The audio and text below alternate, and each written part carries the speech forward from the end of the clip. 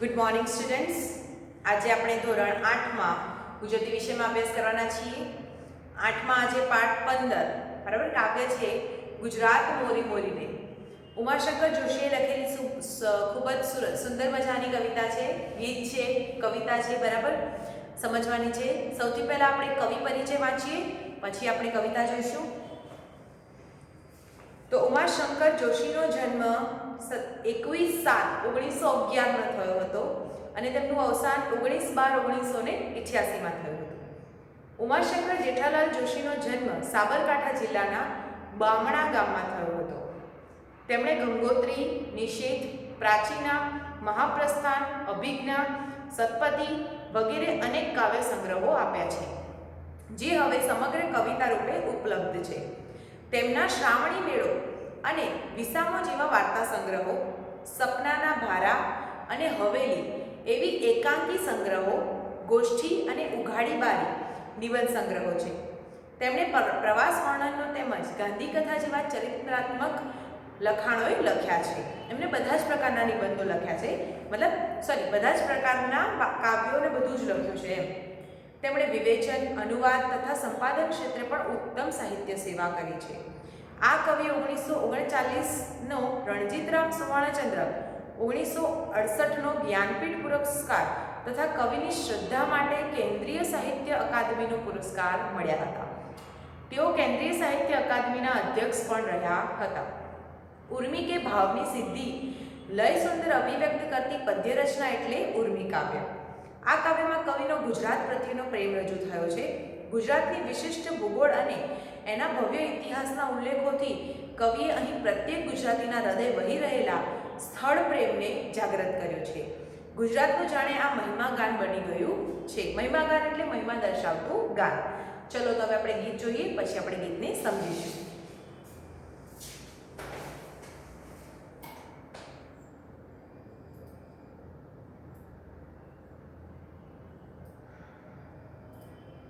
કવિતા 15 ગુજરાત મોરી મોરી રે. વિદ્યાર્થી મિત્રો, ચાલો આજે તમને એક સુંદર કવિતા સંભળાવું. ગીત.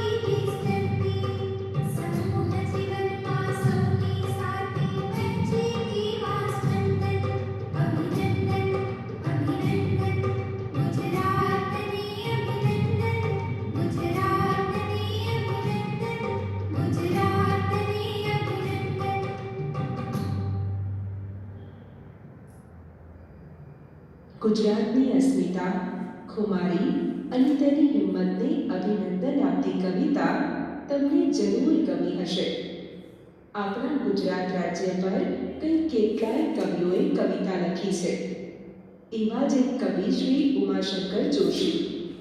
તેમણે ગંગોત્રી, નિષેધ, પ્રાચીના, મહાપ્રસ્થાન, અભિજ્ઞા, સપ્તપદી વગેરે અનેક કાવ્ય સંગ્રહો આપ્યા છે. તેમણે 1939નો રણજીતરામ સુવર્ણચંદ્રક અને 1968નો જ્ઞાનપીઠ પુરસ્કાર એનાયત થયા છે. ચાલો શ્રી કહ્યું એ પ્રમાણે કે કવિ શ્રી ઉમાશંકર જોશીનો જન્મ જે રીતે થયો ત્યારબાદ એમણે ગંગોત્રી, નિષેધ, પ્રાચીના, મહાપ્રસ્થાન, અભિજ્ઞાન, સપ્તપદી જેવી કવિતાઓની પણ રચના કરી. જે હાલ કવિતા આ બધા લેખ એમણે લખ્યા એ હાલ કવિતા સ્વરૂપે પણ ઉપલબ્ધ છે. એમને 1939નો રણજીતરામ સુવર્ણચંદ્રક પણ પ્રાપ્ત થયેલો છે અને 1968નો જ્ઞાનપીઠ પુરસ્કાર જે આવા મહાન કવિઓ લેખકોને આપવામાં આવે છે, જ્ઞાનપીઠ પુરસ્કાર, જ્ઞાનથી ભરેલો પુરસ્કાર જે એમને મળેલો છે. ચલો હવે આગળ આપણે કાવ્યની સમજૂતી સમજીએ. એ ઉમાશંકર જોશી રચિત ગુજરાત મોરી મોરી રે કવિતા જોઈએ. ગુજરાત રાજ્ય મુંબઈ રાજ્યથી અલગ થયું ત્યારે આ કવિતા લખાઈ છે. ગીત.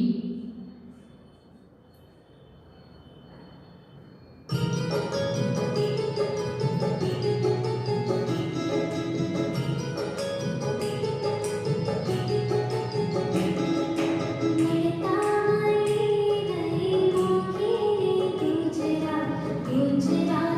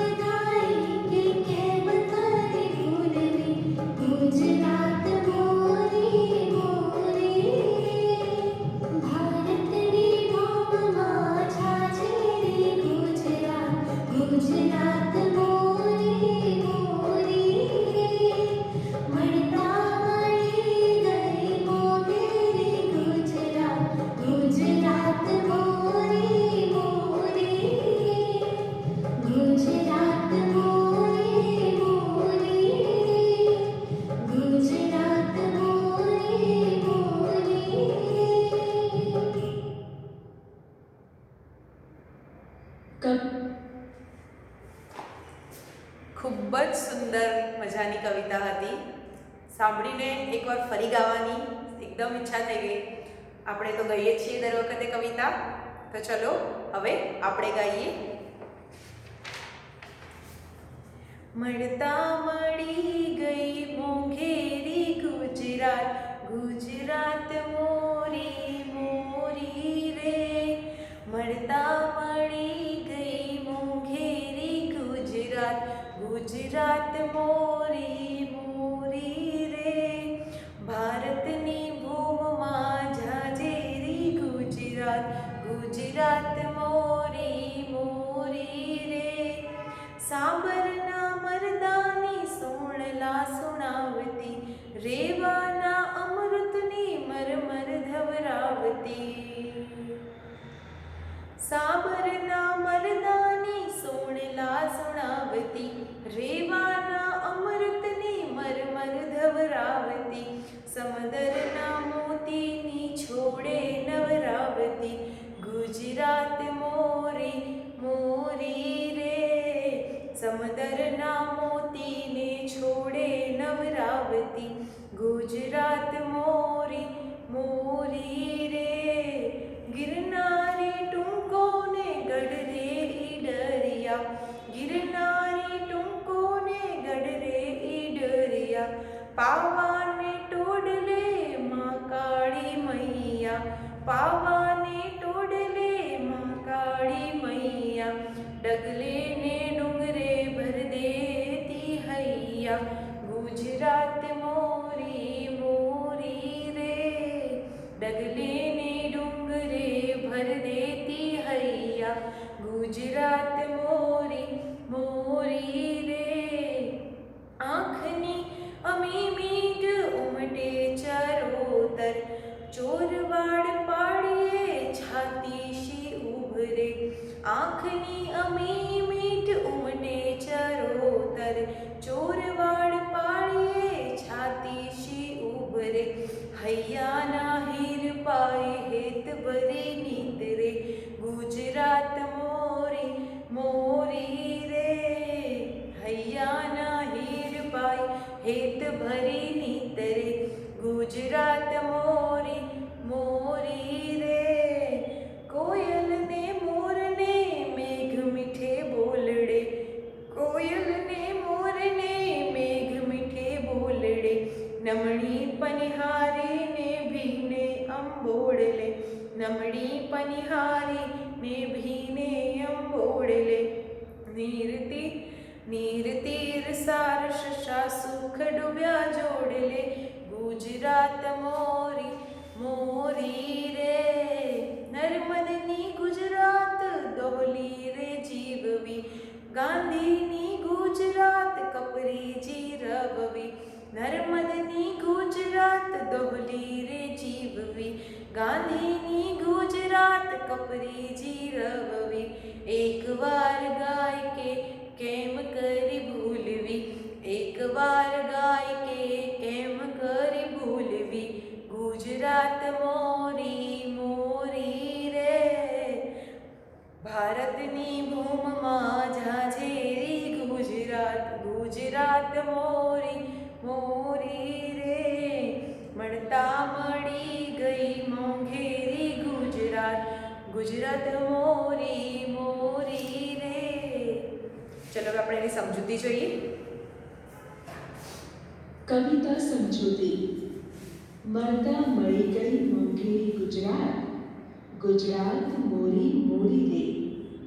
ભારતની ભૂમમાં ઝાઝેરી ગુજરાત, ગુજરાત મોરી મોરી રે. આ કવિતા ઈસવીસન 1960ના મે મહિનાની 1લી તારીખે ગુજરાત રાજ્ય મહારાષ્ટ્રથી અલગ થયું એ સમયમાં લખાયેલી છે. અલગ રાજ્ય મેળવવા ઘણો પરિશ્રમ કરવો પડ્યો, યાતના સહન કરવી પડી.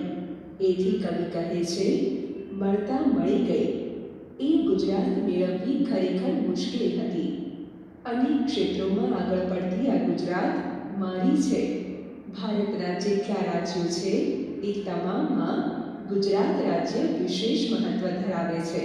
બીજા રાજ્યો કરતાં ગુજરાતમાં કોઈ તત્વ ઝાઝું છે, વધારે છે, એટલે ગુજરાત એ સૌથી અલગ તરી આવે છે. આવી વિશિષ્ટ ગુજરાત મારી છે. એ ગુજરાત મારી છે. શું કહે છે કવિ? મળતા મળી ગઈ મોંઘેરી ગુજરાત, ગુજરાત મોરી મોરી રે, ભારતની ભૂમમાં જાજેરી ગુજરાત, ગુજરાત મોરી મોરી રે. આ કવિતામાં પહેલા વાંચીએ પછી સમજીએ કે આ કવિતા ઈસવીસન 1960ના મે મહિનાની 1લી તારીખે ગુજરાત રાજ્ય મહારાષ્ટ્રથી અલગ થયું એ સમય લખાયેલી છે. આપણે ગુજરાતની સ્થાપના ક્યારે થઈ હતી? મે મહિનાની 1960માં મે મહિનાની 1લી તારીખ, 1લી મે 1960ના રોજ અલગ થઈ હતી. ત્યારે મહારાષ્ટ્ર અને ગુજરાત રાજ્ય બંને ભેગું હતું. બરાબર છે?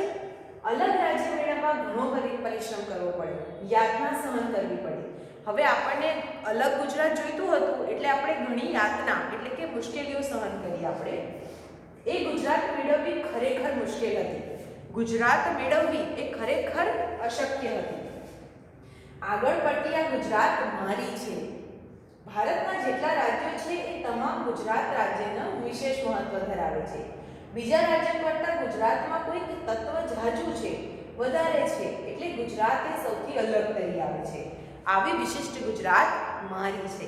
કવિ કહે છે કે આપણા ગુજરાતમાં બધા રાજ્યો કરતાં કંઈક એવું અલગ આવે છે, એક એવું તત્વ અલગ છે આપણી પાસે કે જેથી આ ગુજરાત મારી ગર્વ સાથે કહી શકાય.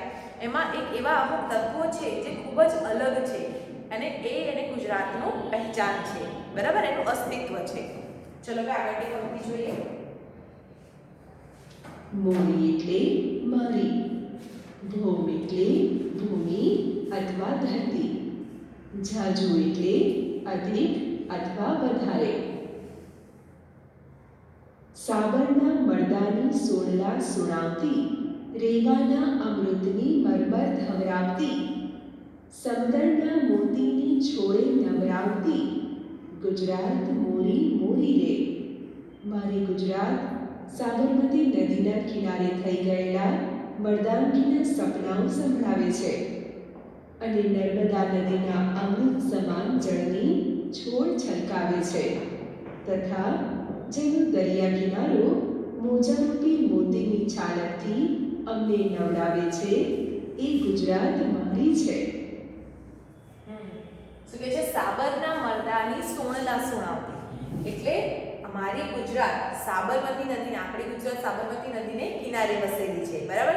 તો એ વખતે જે ગુજરાતને અલગ કરવા માટે જે પ્રયાસો થયા, જેટલી યાતનાઓ થઈ, એના સોણલા એટલે કે મર્દાનગી, સોણલા એટલે સપના, મર્દાનગીના સપનાઓ દેખાડે છે, સંભળાવે છે, સપનાઓ આવે છે.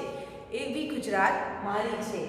નર્મદા નદીના અમૃત સમાન જળની છોડ છલકાવે છે. આપણે બધાને નર્મદા નદીનું પાણી મળે છે, એ એની અમૃત સમાન જળ આપણને આપે છે તથા જેનો દરિયા કિનારો મોજારૂપી મોતીની છલકથી અમને નવડાવે છે એ ગુજરાત મારી છે.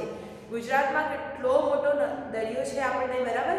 એના મોજા મોતી સ્વરૂપે આપણને આપે છે અને મોતી રૂપે આપણનું જીવન છલકાવે છે.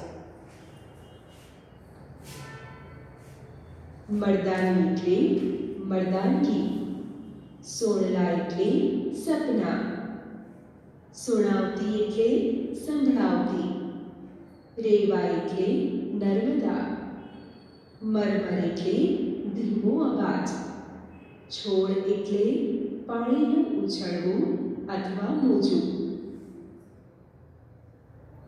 ગિરનારે ટૂંકોને ગઢરે ઈડરિયા, પાવાને ટોડલે માં કાળી મૈયા, ડગલે ને ડુંગરે ભર દેતી હૈયા, ગુજરાત મોરી મોરી રે.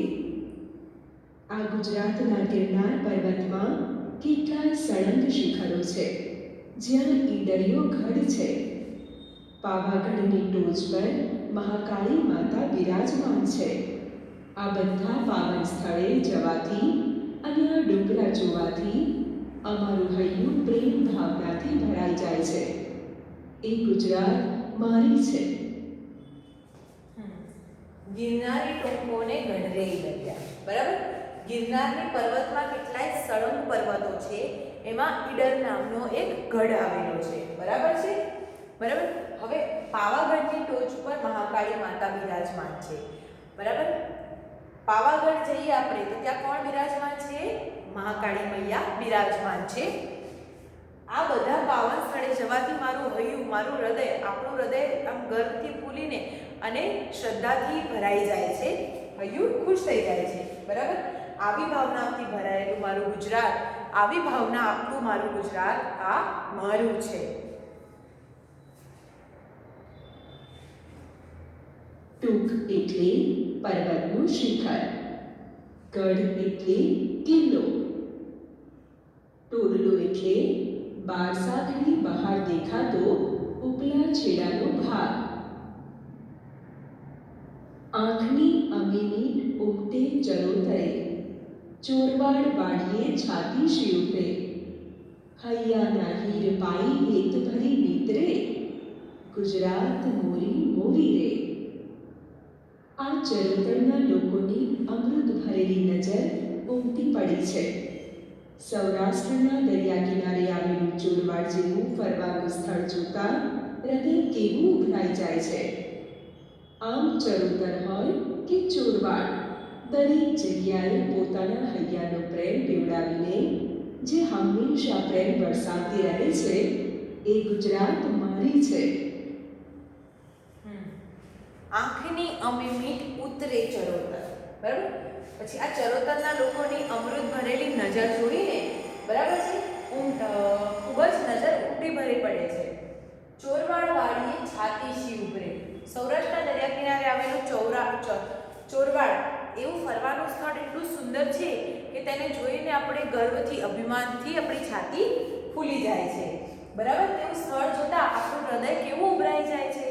તો પછી ચરોતર હોય કે ચોરવાડ, બંનેને જોઈને, દરેકને જોઈને, દરેકના જોઈને હૃદયનો પ્રેમ પીવડાવતું હોય એવી ગુજરાત મારી છે. અમીમીટ એટલે અમૃત ભરેલી નજર, ચરોતર એટલે રસાળ અથવા રમણીય ભૂમિ, હીર એટલે તેજ. પણ કવિતાના સંદર્ભમાં પ્રેમ, પાઈ એટલે પીવડાવી. અમીમીટ આ શબ્દો તમારા માટે નવા છે. અમીમીટ એટલે અમૃત ભરેલી નજર. અમી ભરેલી કહે ને, અમૃત ભરેલી આપણી નજર. ચરોતર રસાળ અથવા રમણીય ભૂમિ. ચરોતર એટલે એકદમ સરસ મજાની આપણું દિલ જીતી લે એવી રમણીય ભૂમિ, જમીન. હીર એટલે આમ તો હીર એટલે તેજ થાય, પણ કાવ્યના સંદર્ભમાં જોઈએ તો એને પ્રેમ કહેવાયો છે. કવિ અહીંયા હીરને પ્રેમ તરીકે સંબોધન આપ્યું છે. પાઈ એટલે પીવડાવી. અહીંયા પાઈ એટલે પૈસો કે બીજું મુદ્રા કે કંઈ નહીં. અહીંયા પાઈ એટલે પીવડાવી. મોટી ઈ છે એટલે પીવડાવી. નાની ઈ હોત તો પૈસા કે થઈ શકાય. બરાબર છે. તો હવે આટલે આપણે આજનો લેક્ચર રાખીશું. આગળની જે ત્રણ કવિતાના સ્ટેપ છે એ આપણે આવતા લેક્ચરમાં સમજીશું. બરાબર. તો તમારું આજનું હોમવર્ક શું છે? જે સમજૂતી અહીંયા બતાવવામાં આવી, જે શબ્દાર્થ તમને બતાવવામાં આવ્યા એ તમારે તમારી નોટબુકમાં સારા અક્ષરે લખવાના છે. બરાબર છે. Nice day.